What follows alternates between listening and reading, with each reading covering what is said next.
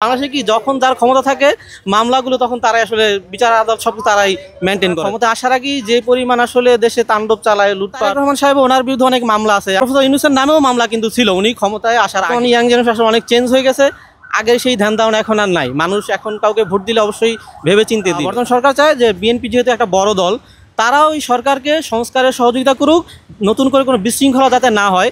এজন্য হয়তো দুই পক্ষ একটা পাশাপাশি বৈঠকের মাধ্যমে একটা সমঝোতায় আসা। দণ্ডিত অপরাধী অনেকেই আছে, ঠিক না? কারণ নামে সে আসলে অপরাধী হোক অথবা নাই হোক, অনেককেই মিথ্যা মামলা দিয়ে হয়রানি করেছে, অনেকে দেশের বাইরে চলে গেছে যারা এখনও আসতে পারে নাই। তো তারেক রহমান সাহেব ওনার বিরুদ্ধে অনেক মামলা আছে, আমরা জানি যে ওনার অনেক মামলাই মিথ্যা প্রমাণিত হয়েছে, আর অনেক মামলা প্রক্রিয়াধীন আছে, যার কারণে হয়তো উনি দেশে এখনও আসতে পারেন নাই। প্রফেসর ইউনূসের নামেও মামলা কিন্তু ছিল উনি ক্ষমতায় আসার আগে। তো সেই হিসাবে যদি চিন্তা করি তাহলে ওনার সাথে তো কেউ কথা বলতে পারবে না, কোনো রাষ্ট্রপ্রধান বা কেউ। আমরা দেখছি যে জান্তা সরকার মিয়ানমারে, উনিও কিন্তু কিছু আগে চীন সফরে উপস্থিত হয়েছিলেন।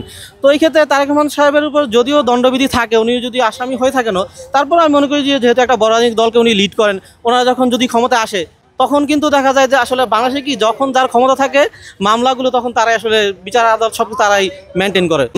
আমি তারেক রহমান সাহেবকে পছন্দ করি, জিয়াউর রহমান সাহেব ওনাকেও যথেষ্ট শ্রদ্ধা করি। বাট বর্তমান বিএনপি যে কার্যকলাপ, ওনারা ক্ষমতা আসার আগেই যে পরিমাণ আসলে দেশে তাণ্ডব চালায়, লুটপাট বা চাঁদাবাজি, যে একটা চতুর্দিকে আমরা যে জিনিসগুলি দেখি, আসলে সেই প্রেক্ষাপটে আসলে আসলে সত্যি ভাবার বিষয় যে আসলে তাদেরকে আমি সাপোর্ট দিব কি না। তো দেখা যাক ওনারা আসলে নিজেরা নির্বাচন আসার কি ইশতেহার দেয়। আমাদের জনগণের আশাকাঙ্ক্ষা, আমরা যে স্বাধীন নিরপেক্ষ একটা রাষ্ট্র চাই, আমাদের সুষ্ঠু ভোটাধিকার থাকবে, সুষ্ঠু মত প্রকাশের যে অধিকারটা কেউ যাতে খর্ব করতে না পারে, স্বাধীনভাবে যাতে আমরা চলতে পারি নিরাপত্তার সাথে। তো এই জিনিসগুলো যদি কেউ আমাদেরকে কমিটেড দিয়ে সেটা আসলে বাস্তবায়ন করার মতো ওইরকম আশ্বাস কেউ যদি সত্যিই দেয়, তাহলে তাদের কিনা আমরা আসলে চিন্তা করব। কারণ বর্তমানে ইয়াং জেনারেশন অনেক চেঞ্জ হয়ে গেছে, আগের সেই ধ্যান ধারণা এখন আর নাই। মানুষ এখন কাউকে ভোট দিলে অবশ্যই ভেবে চিন্তে দিবে। তো আসলে আপনারা কেমন কর্মকাণ্ড করছেন, কেমনটা করবেন, ওটার উপর আসলে নির্ভর করছে আসলে আগামী নির্বাচনে আমরা কাকে সাপোর্ট করবো কি করবো না। আসলে